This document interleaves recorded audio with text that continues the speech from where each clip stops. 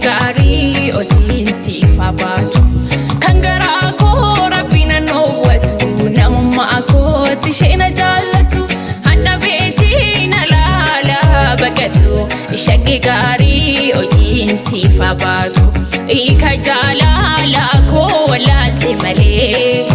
badhaadhumnoon dhufaa olee bubbulee eega horiin jaalala narrasi caalee Benu kan koof kan kee dhumni saantole Hiika jaalala koo walaalte malee badhaadhumnoon dhufaa olee bubbulee eega horiin jaalala narrasi caalee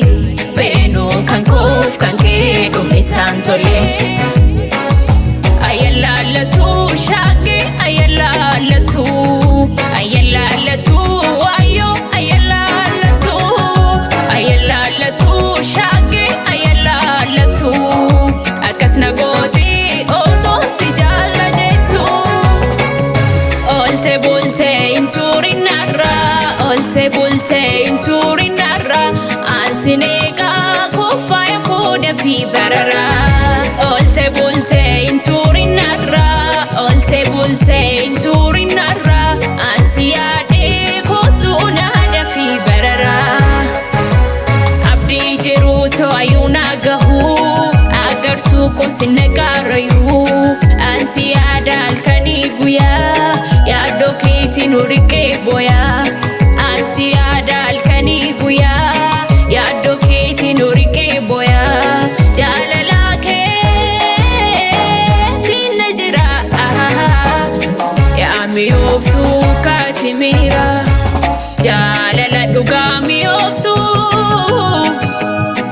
kan waliin dabarsinee eega akkamiin taa'ee jaaltu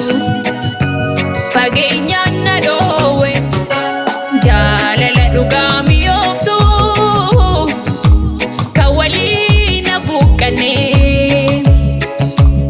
eega akkamiin taa'ee jaaltu fageenyaan na dhoowwe